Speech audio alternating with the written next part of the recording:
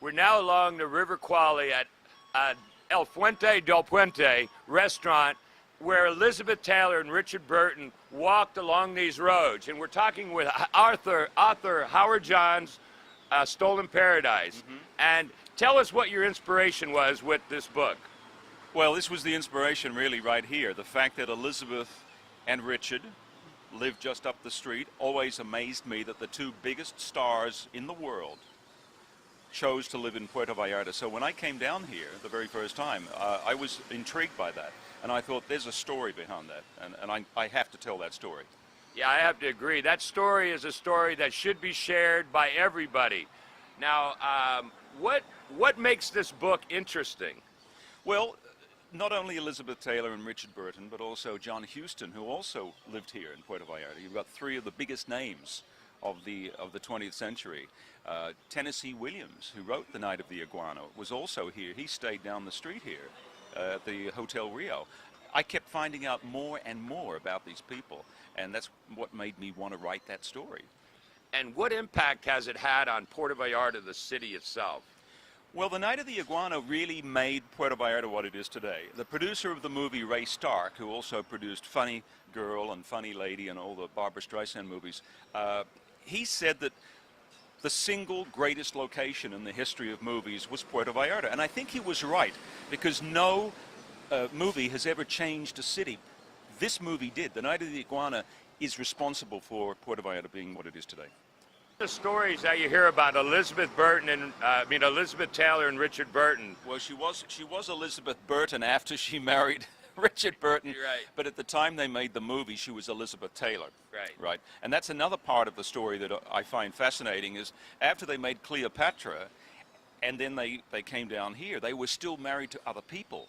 You know, at that point, they were not married. They were living together, sleeping together, cohabiting, but they were married to other people. That was the reason there was such a big scandal at the time that they made The Night of the Iguana here. The paparazzi, all the press around the world was here following Elizabeth and Richard, because they were the biggest news story of that era, and it all happened here in Puerto Vallarta. Well, I know that they've been all around. Now, the set of the movie was in the town of Mismaloya. Mismaloya is a fishing village, a very small little place up in the jungle, and that's where they filmed most of the movie. Was filmed in Mismaloya. There are some shots in the film at the beginning which took place here, down on the Malecon, but the rest of the movie was made up in Mismaloya, which is about 8 miles from here. Okay. And what impact has it had, overall on Puerto Vallarta? I mean, over the years, that was 40, 50 years ago. Over 50 years ago. The movie was made in 1963. It was released in 1964. At the time that it was made, very little was here. You had where we're sitting was the Quali Island. The Malecon's a couple of blocks from where we're talking. But this was really all there was here. You had the houses in Gringo Gulch, which is behind us, and you had the hotels on the beach. But that's all that was here. We have to remember that 50 years ago, it did not look like it looks today. Yeah, true that. Well, we're going to continue on our journey today and move on to a few other destinations where Richard Burton and Liz Taylor have a tendency to walk down the path. Hey, as we continue our journey, I'm here again with Howard Johns, author of A Stolen Paradise, and we are here at the Cigar Factory right across from the River Quali, where Liz Taylor and John Huston would walk down these roads and always stop and pick up a Monte Cristo Cuban cigar at one of the cigar rollers along the way. This is a modern day factory now, and of course the modern days still continue the tradition. What would you like to comment about his day and the cigars? Well, I just think it's an interesting piece of history taken from the past into the present. As a result of the movie The Night of the Iguana, the story of my book, you can see so much tourism in Puerto Vallarta. This is an excellent example of that result. You have all these custom-made hand-rolled cigars now available. Famous people like Arnold Schwarzenegger have been here and bought cigars. And this is a tradition that you can trace back directly to John Huston. He was the original cigar smoker, and he brought that tradition from Cuba when he came here. And when he was making the movie in Puerto Vallarta, there's a lot of photos of him smoking cigars, which I think is a nice reminder. But this is also something that still continues today. It's still going on. It's really helped the cigar industry in Puerto Vallarta. Absolutely. Thank you, John Huston, Elizabeth Taylor.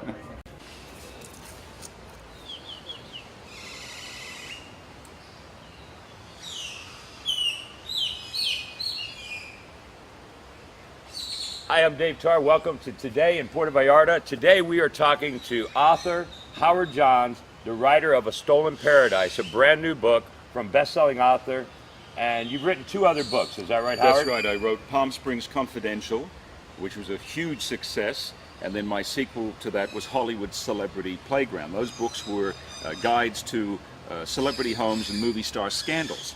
And now I've written a new book, which you're going to talk about now. Now, I understand that you've spent a lot of years developing this book. Oh my goodness. I thought it would take 7 months. It took 7 years to write the book.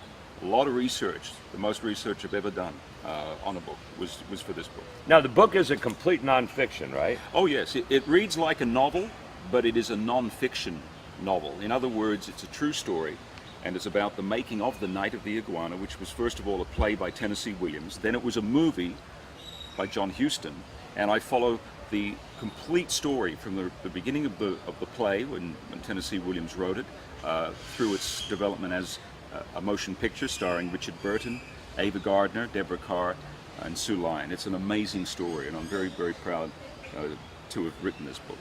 Well, we're standing here in the River Quali along the river here, and next to the statue of John Huston. And what is the significance of this statue here in the River Quali Island here? Well, the most important thing to remember is that John Huston made the film here. The Night of the Iguana was produced by Ray Stark, a very famous producer, but it could have been made anywhere. John Huston chose to film it in Puerto Vallarta. It had special significance for him, and it's also where he later moved when he became older. And he never retired, you know, he never stopped making movies, but he chose to live in Puerto Vallarta. He lived in a little beach called Las Caletas, which is a couple of miles south from here, down on the ocean. But this is the place really that he felt happiest. And that's why the statue is so important, because it commemorates and remembers John Huston, the man, as well as the director, who really was responsible for putting Puerto Vallarta on the map. Well, what was the reason they chose Puerto Vallarta as the destination to make this movie? It's funny, you know, the play was set in Acapulco. John Huston had his own reasons. He was a very smart man, very, very crafty filmmaker as well. But he liked Puerto Vallarta. He just liked the look of it, I think. He liked the Mexican people, of course. He made 3 movies here. He didn't make just Night of the Iguana. He also made in Mexico The Treasure of the Sierra Madre, and he also made Under the Volcano. So he did 3 movies here, plus another movie called The Unforgiven. So he certainly had an affinity for Mexico and for Mexican people, but I think he just liked Puerto Vallarta. That's why he chose to make the film here. Now, the book that you wrote, is it completed now? Oh yes, it's been complete for some time. And It's, so, interesting. give us a couple of highlights of Night of the Iguana, Oh my the gosh. making of the Night of the Iguana. So many highlights, Dave. For me, just the presence of these people here.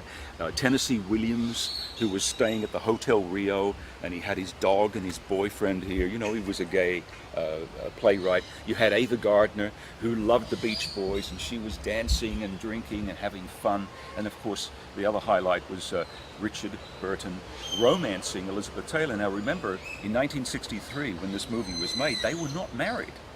They were married to other people, but there was a huge scandal at the time because she was with Eddie Fisher and Richard Burton was with his wife, and they had fallen in love on the movie Cleopatra, which was filmed in Italy. They brought that scandal to Puerto Vallarta. So you had the world's paparazzi following Richard Burton and Elizabeth Taylor all over the world, and then they landed here. It was like a bomb going off. And I document all this in extraordinary detail in the book. So it's not just the making of the movie. It's a time capsule of what was going on in 1963. It's extraordinary. And now, how did you come up with the name, A Stolen Paradise? That's a good question. I wanted to give the book a title that had some relevancy, not just about the movie, but about Puerto Vallarta. And I think A Stolen Paradise can be read certain different ways. It is a stolen paradise. It's paradise, but somebody stole it. Did we steal it? Did Hollywood steal it? Did the Spanish steal it from the Aztecs? It's a stolen paradise on many, many levels, but it still is a paradise, and that's the thing that we want to remember. True, and I guess had the movie not been written, what do you think would have come of Puerto Vallarta? You know, that's the ultimate $64,000 question. What would have happened? If The Night of the Iguana was not made here, it's possible that nothing else would have happened, or maybe another movie would have been made here. I mean, this is not the only film that was photographed in Puerto Vallarta. There's been many, many movies here. I think the most famous one that most people remember now is Predator, the movie with Arnold Schwarzenegger, where the alien lands and Arnold Schwarzenegger is part of that group of soldiers that go up into the jungle. Well, that was filmed in Mismaloya as well. But I think The Night of the Iguana is more famous because it was the first one. It was the very first movie that was made here, and it changed Puerto Vallarta. What was the date of the original first film date? Do you know that?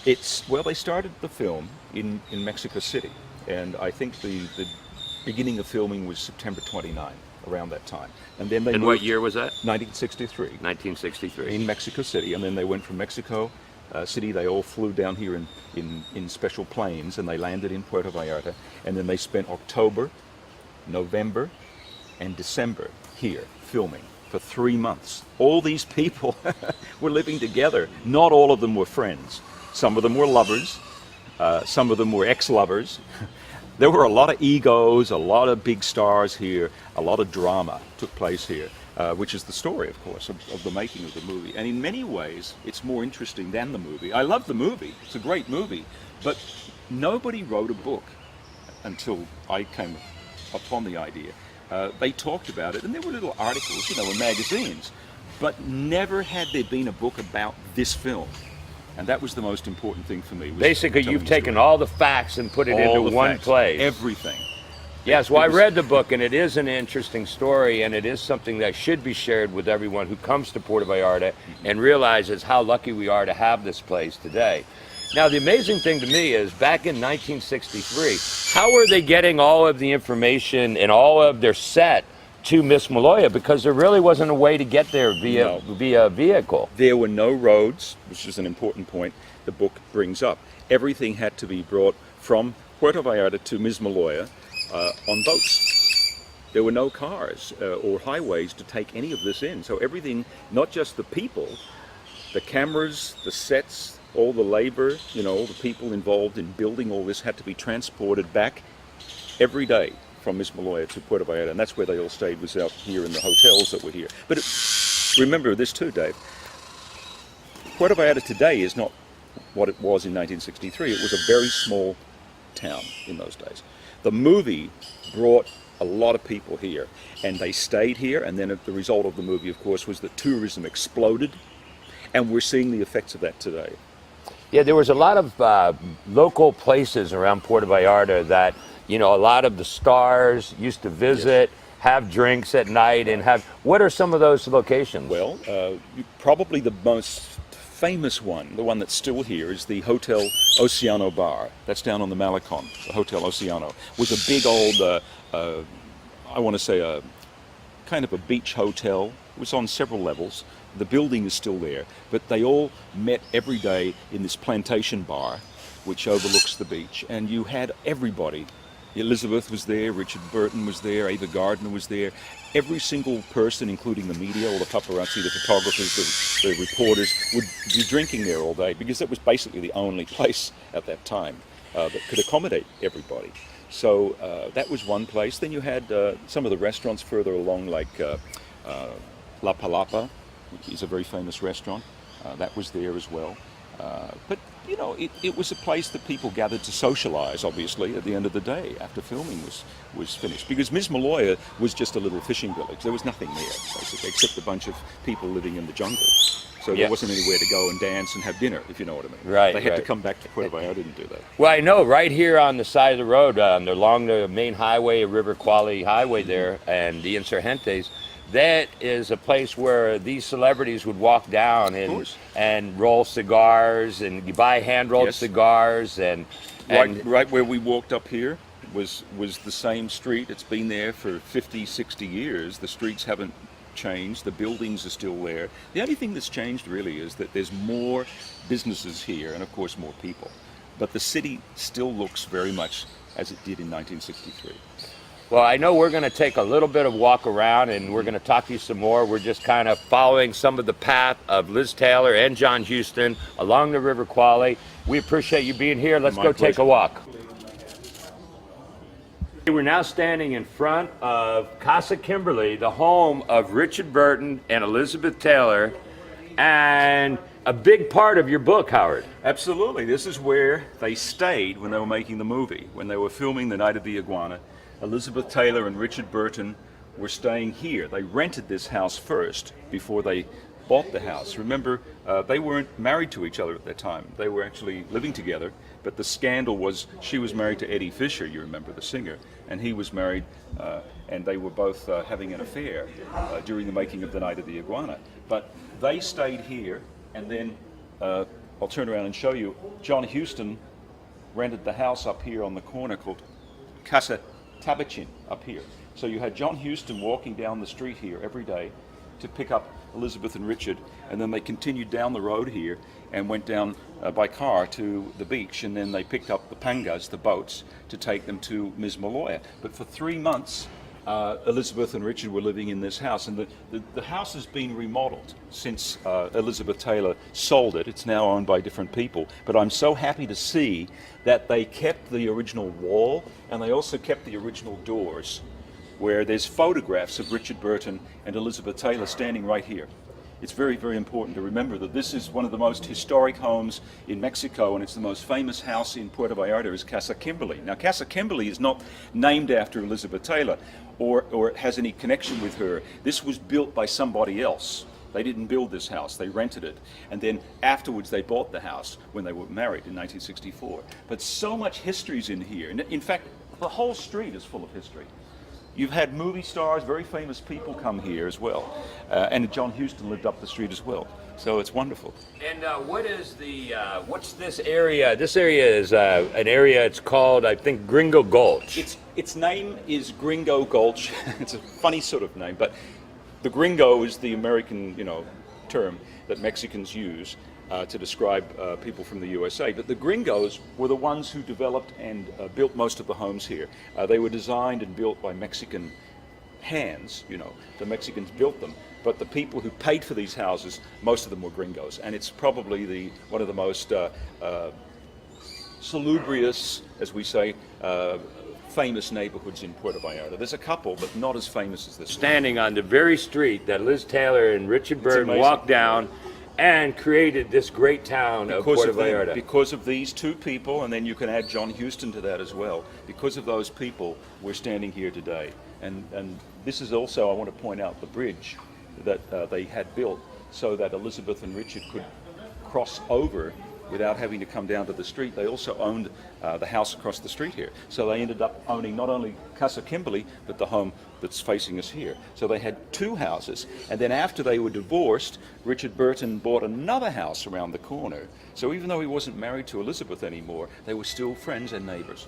Now, I understand if they purchase your book that they're actually going to get a directional GPS locator that's going to be found, that you will be able to come to Casa Kimberly and see exactly where Richard Burton and Liz Taylor yes, you will. First lived. book that's ever done that, I think, is A Stolen Paradise. They'll be able to relive history exactly the way it was in the days when Elizabeth Taylor and Richard Burton lived That's here. fantastic. I know a lot of people are excited about your book launch. I'm excited and too. I'm very excited too. Thanks again, Howard. My pleasure.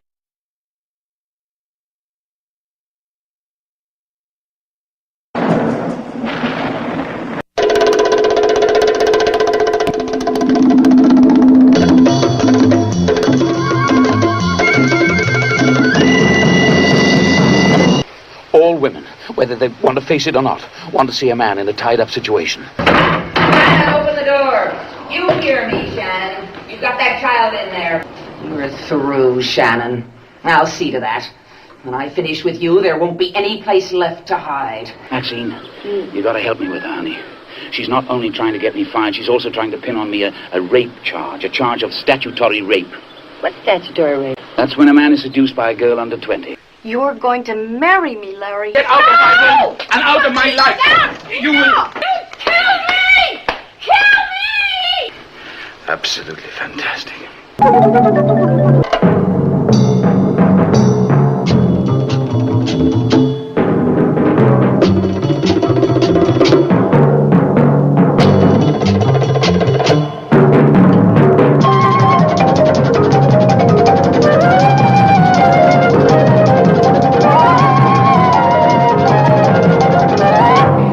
Shannon will emerge triumphant.